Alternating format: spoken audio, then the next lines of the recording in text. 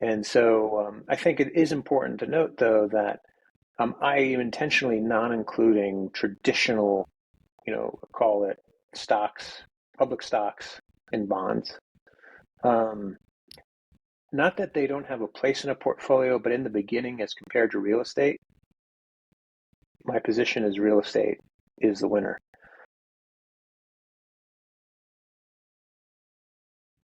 Welcome back to the Money Seed Podcast. My guest today is Kristian Marquez. Kristian is the CEO and founder of FinStrat Management. He's a finance professional for over 20 years. He has led companies from small stage to big stage to multi-billion-dollar exits. Kristian, welcome to the show. Gabe, thank you for having me. When I looked at your background, I saw that you are a CFA title holder, that's Chartered Financial Analyst. Tell me, for people who are considering, say, accounting, or some people are getting an MBA, there's a lot of other ways to get that kind of a business/finance experience. What was it about the CFA that made you pursue it? And I ask because it is a notoriously difficult certification to get. There's 3 very difficult exams over many years. Why did you do it, and how has it helped you? A combination of reasons. One is just what the charter holder represents. As you pointed out, pass rates for each of the exams have historically been below 50%. And so, it's difficult to argue with anyone who has a charter holder to say you're dedicated to your profession. Because at least when I was taking the exam, they were only offering each exam once a year. And couple that with very low pass rates in order to pass all 3 exams. It's just a great way to demonstrate by virtue of action that you care about this craft intimately. The other component of it is, I tell you, a little bit of supply and demand. So today you'll find charter holders in a whole host of roles. One of the big ones is perhaps portfolio manager, whether it's a mutual fund, a hedge fund, private equity, venture capital. And so there's definitely a significant portion of the framework that's focused on investments. But you'll also find them in CFO roles, controller roles, and Fortune 1000 companies, a whole host of places. That said, given how the challenges of passing it, there's an element of simple supply and demand. And so if you look at the count of charter holders relative to MBAs, it's a fraction. And, if we just think about demand for investment professionals, it just puts you in a great position for earning power, perhaps opening a couple more doors that would have otherwise stayed closed. And frankly, also a fraction of the cost. And so if you think of typical MBA education, 6 figures? All in on the CFA is going to be less than $10,000, notwithstanding the time investment, which was material. Made a lot of sacrifices, nights and weekends. However, when you're on a budget and you prefer not to accumulate debt, it's a great option. That's a very good point. Yeah, you're right. MBAs are extremely expensive to get in most cases. And you're right, the CFA certification would cost a lot less. I hadn't considered that before, but now that you mention it, it makes a lot of sense. Kristian, you have seen a lot of success in the startup world. What attracted you about startups?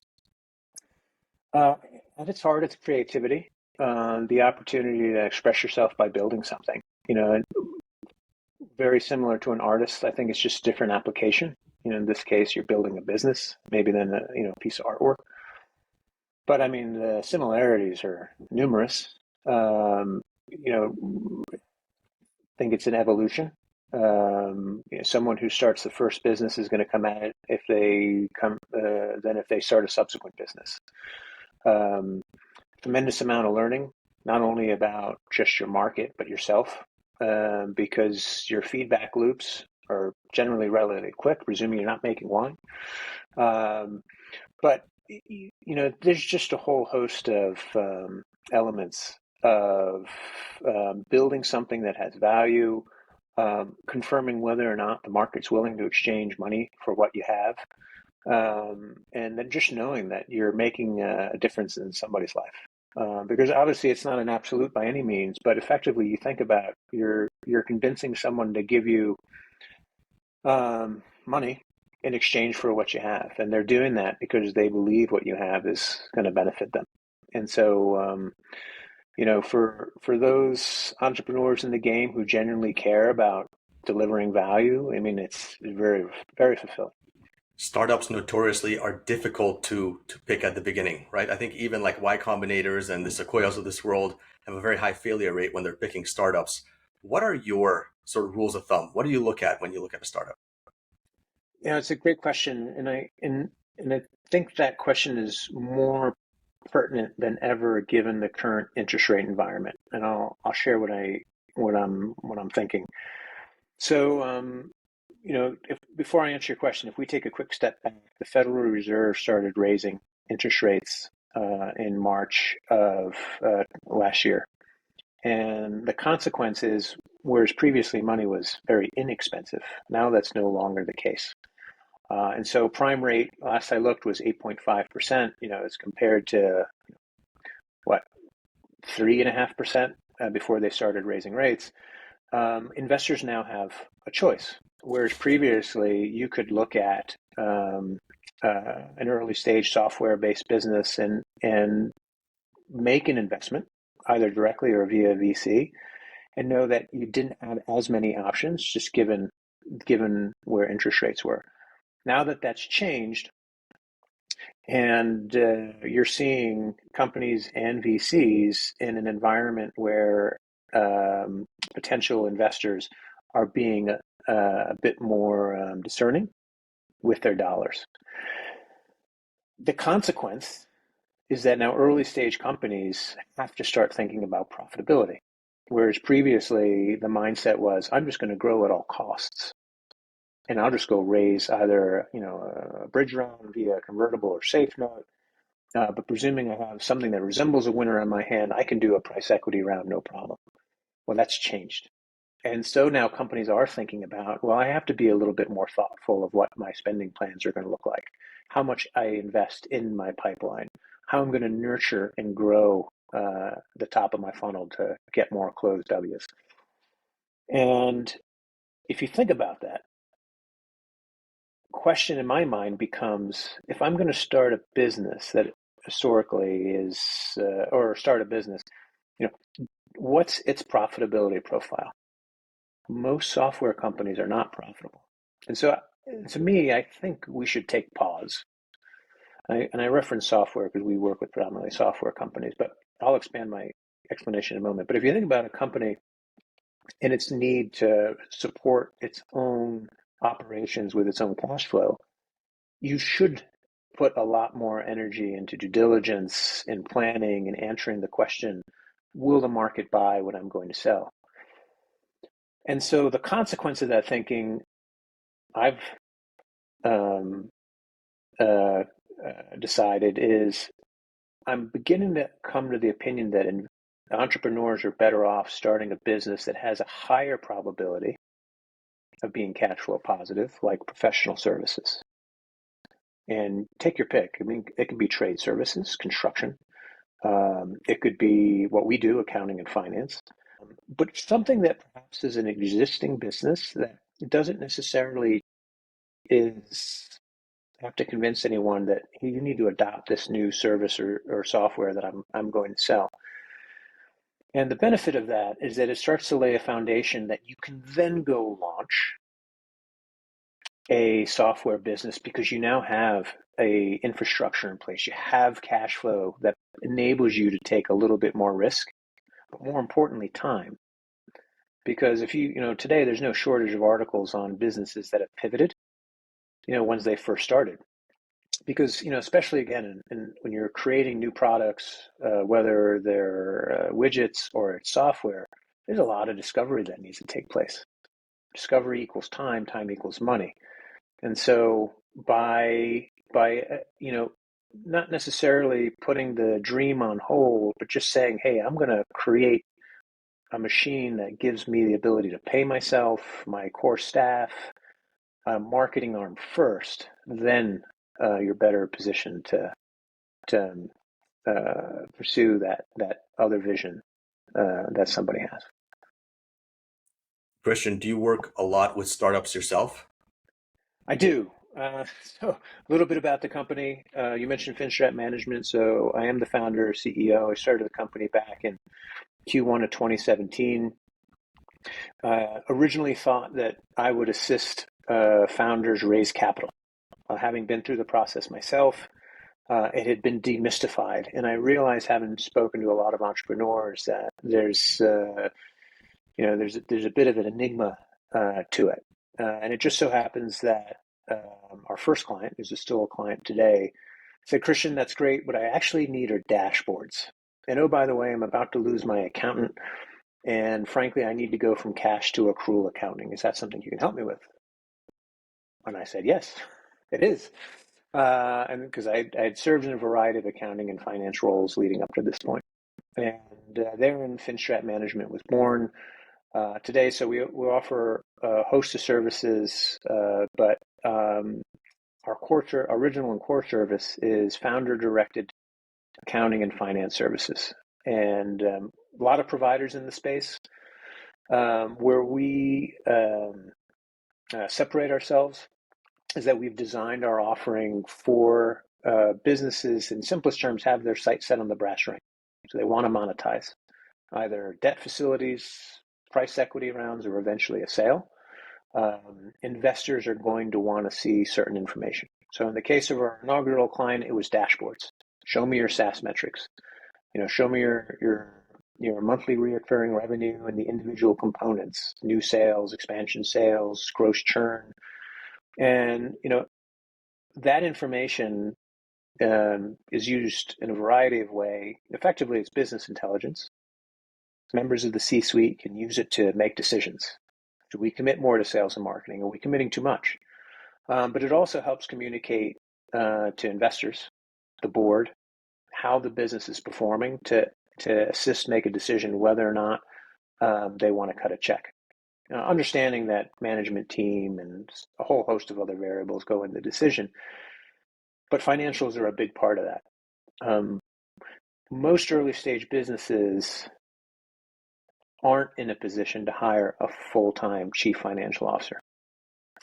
But even if they could, my counsel would be, it's not the best use of your dollars. There are a whole host of service providers. Case in point, I employ a fractional chief marketing officer. Marketing is not in my wheelhouse. But to me, it makes more sense to find that expertise and employ a fraction of their time, because that's what I need. Same logic goes on the accounting and finance side. Our offering, we mimic an in-house team. So we do everything: GAAP compliant financials, emphasis on accrual accounting, white labeled back office, but most importantly, dashboards, budgets, forecasts. Answering all of those questions I mentioned a moment ago of how is the business doing, and are we on the right trajectory? For a young company or a young startup, if they're not profitable, how much time do you think people should give it before it becomes profitable? How much patience do you think these companies are due? It's a great question. There's a couple answers to that. So I'll start with the really objective one. I'll say 18 months. And I say that objectively just because I know that a lot of institutional investors will look at runway as an objective measure of whether or not they want to put more money into the company. And so I'll exaggerate to make my point. And sorry, just to interrupt, when you say runway, you mean how long they have before they run out of cash? Correct. Yeah. Yep. And so if you look at monthly burn relative to how much cash is on the balance sheet, you'll know how many months of runway the company has, presuming all things being equal. Now, obviously, it's a variable question, because the next day you can sign a really big deal, and if you can structure it such that you can prepay your fees for a year, let's say, that's going to change the profile of your runway. And so it's a great example, though, of how having a foundation within accounting and finance that you can readily get that answer is very valuable. Now, the subjective answer to your question is it depends. I alluded to pivoting. Other writers have made reference to eating ramen noodles, and in the spirit of it was, if your heart's really in this and you're convinced that it's just iterations and time, well, then you just figure out what you need to do to bring this to life. I've seen examples where founders have kept at it for years as they continue to discover new elements on the market. Now, I'm not suggesting that founders should necessarily do that. And I say that because, one of the things I learned back in that dot-com boom was some of the tactics that very successful hedge funds were employing to consistently generate returns for their investors. And in simplest terms, it wasn't what they were investing in, it was how they were investing. Specifically, they were cutting their losses very, very, very short. And so logically, they'd say to themselves something to the effect of, I don't control the market. I can just decide where I deploy my capital, but the market doesn't care what I think. That same parallel exists with a founder who's selling a new product. You can believe with all your being that what you have is fantastic. It doesn't matter unless someone's willing to exchange dollars for what you have. And so with these hedge funds, I watched trade. Same concept. Position goes against them, they're out. And if you really start to think about it, I'm going to do a little mental math for everybody here. Imagine you had 10 positions and you put the same dollar amount on for all positions. And let's say 7 of those positions you were wrong, 3 you were right. I mean, they went in the direction you were anticipating. If you were able to limit your loss to say 1,000 on those 7, so $7,000, as long as collectively you can get greater than a $7,000 gain on the 3 that went in your direction, your portfolio is generating a positive return. And so I just distilled how very successful traders and hedge funds make money. But I mean, that's it. And there's a whole host of challenges of doing what I've just described. But I mean, that's really the spirit. Is at some point do you say, okay, I'm just wrong and I'm going to stop and I'm going to move on. It's not an easy decision, especially when you've invested a lot in blood, sweat, and tears. But my counsel is that at some point you should say, I'm just wrong and I need to stop this endeavor and I need to move on. I'm glad you brought that up about letting your winners run and cutting your losses short. I think that's one of the most difficult things for young traders to learn. Like as when somebody in their early 20s or mid 20s starts trading on the stock market, it somehow plays with human psychology, right? As humans, like as soon as we're up a little bit ahead, it's like, oh, I want to take the money. I want to take the money off the table. I want to bank my winnings. And then as soon as something goes against me, I'm like, oh, I don't want to sell it. I want to recover my losses. And so for some reason, human psychology tends toward the opposite of what we should be doing. And so there's quite a bit of discipline there. Yeah. Let's talk a little bit more about investing and finances. You have a really strong background there as well. If I can ask a bit of a personal question, how are you invested for your retirement?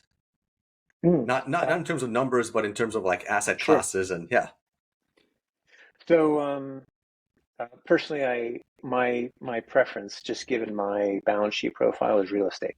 And it's not to say that I don't have a laundry list of things that I would like to invest in. I would.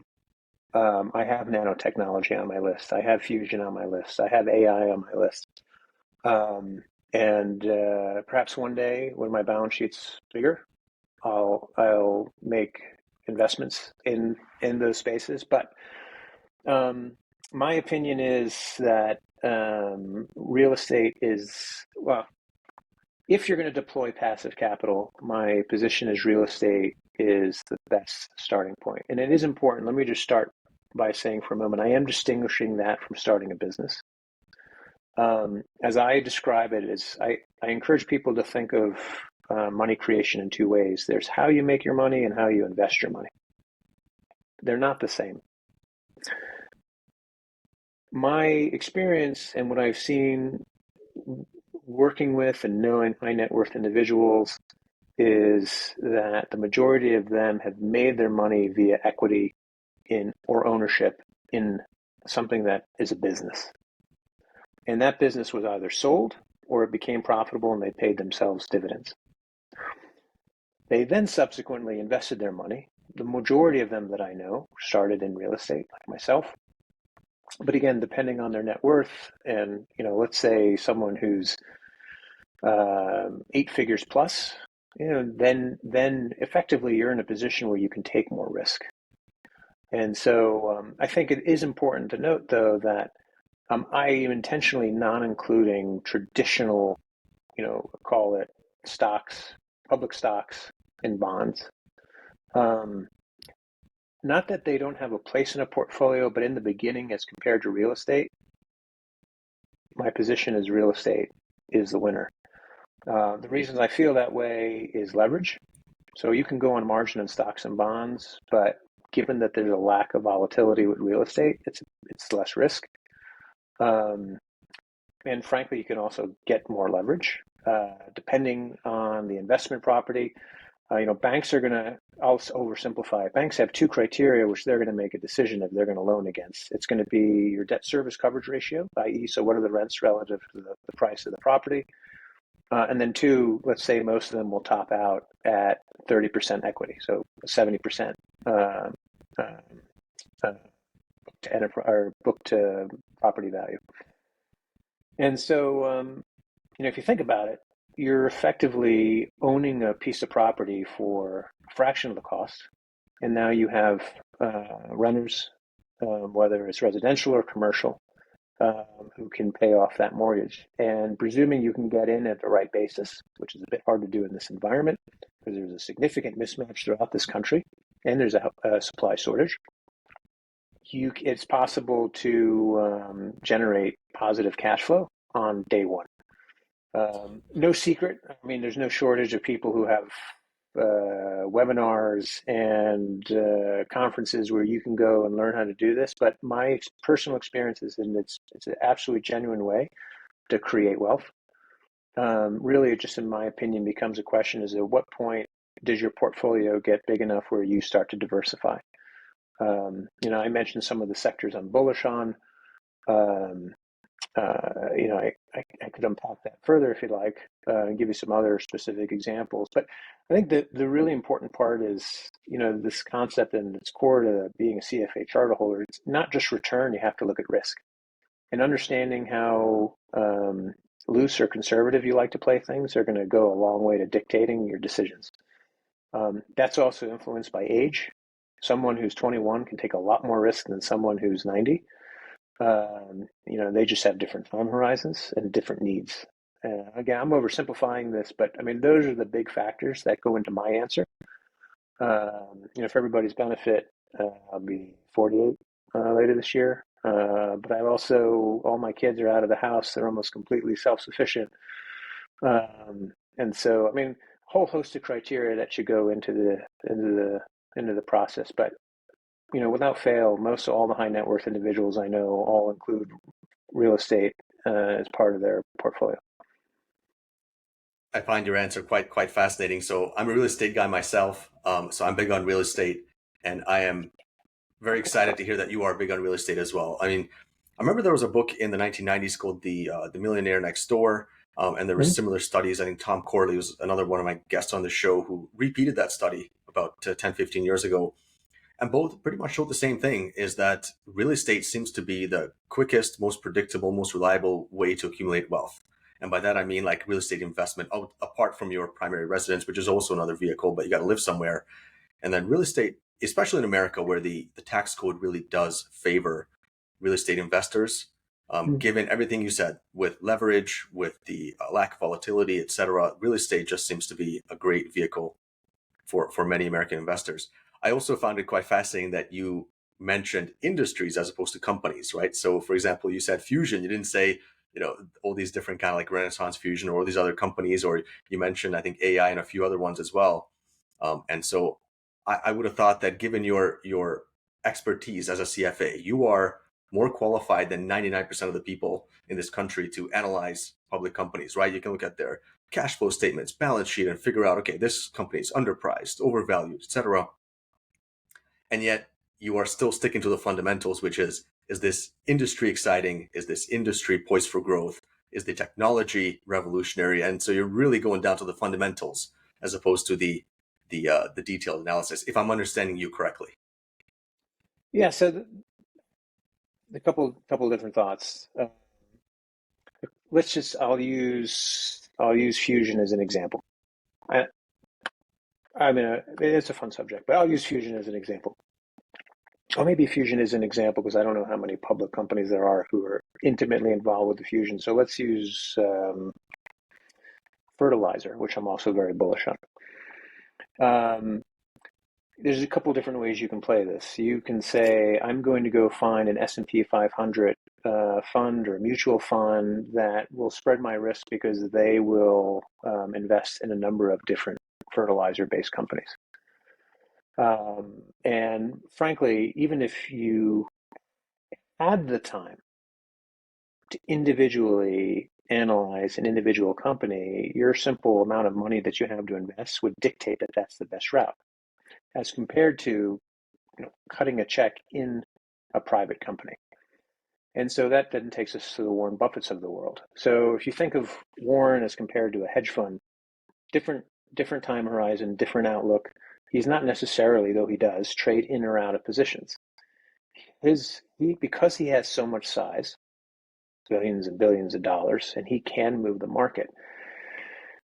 He has specific criteria that he looks at, not only in terms of profitability and free cash flow, but also just how big is this company? Am I going to own it outright, or am I going to take a portion?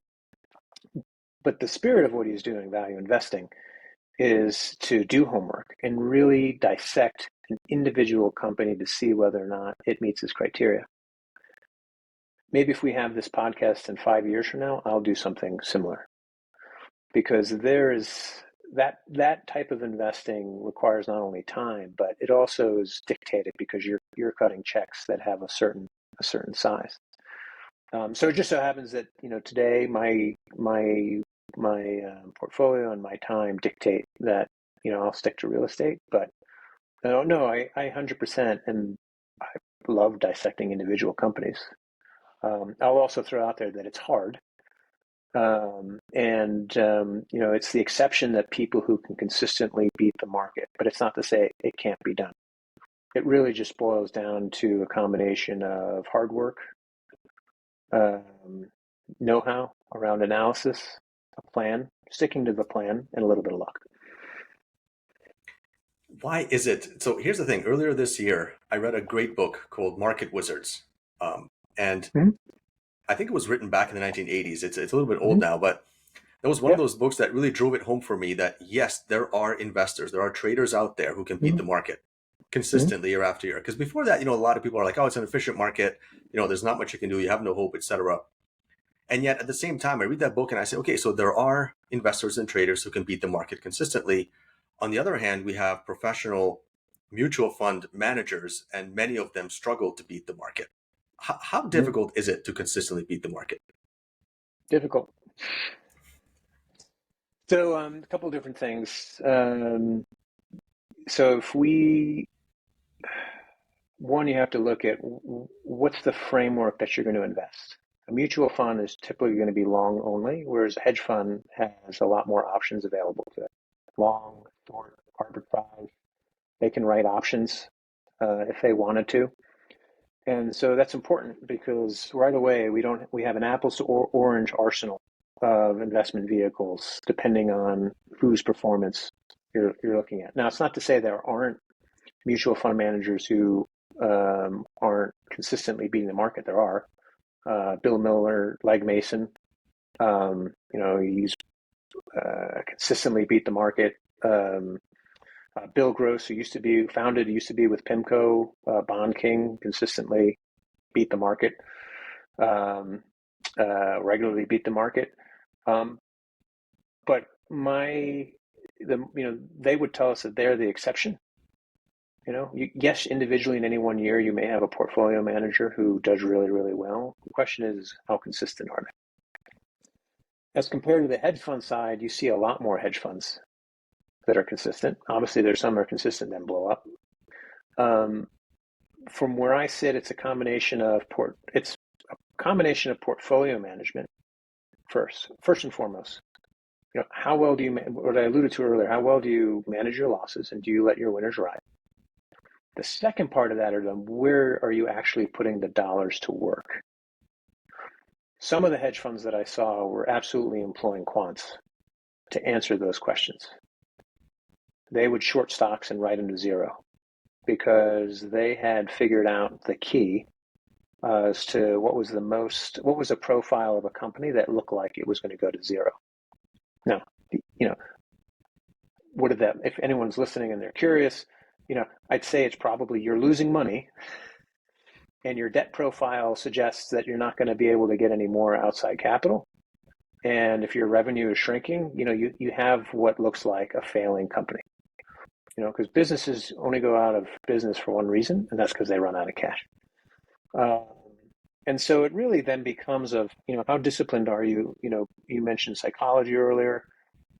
My experience is that we're not only hardwired to be right because of our egos, we're raised in an environment where we're expected to do 90 or better on an exam, when really we should have the mindset of a major league hitter. Right? Getting into the Hall of Fame, you just have to have a lifetime average of greater than 300%. So effectively, you're getting 3 hits out of every 10 at bat. Same concept with stock investing. You don't need to be right the majority of the time. You really need to just make sure you cut those losers short and make sure that your winners make up for your losses.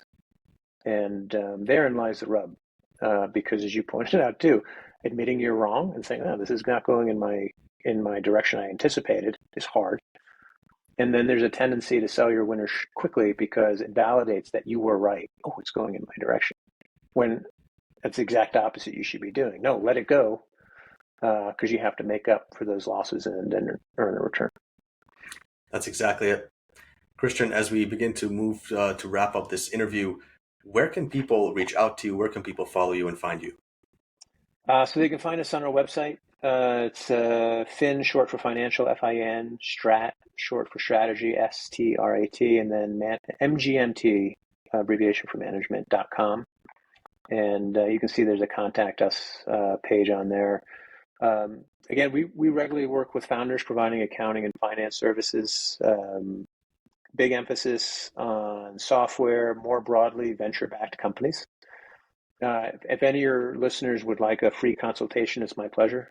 They can just reach out to us to the website. Happy to listen to their business, what they're doing, and answer any questions for them if they'd like. Fantastic. I'll put those into the show notes. Kristian Marquez, CEO and founder of FinStrat Management. Thank you very much for joining us. Gabe, my pleasure. Thank you for having me. Hey, thanks for joining us for another episode of the Money Seed Podcast. Please remember to click like and subscribe. It really helps spread the message to other investors, and it helps attract new viewers to the show. We appreciate your support. Thanks very much.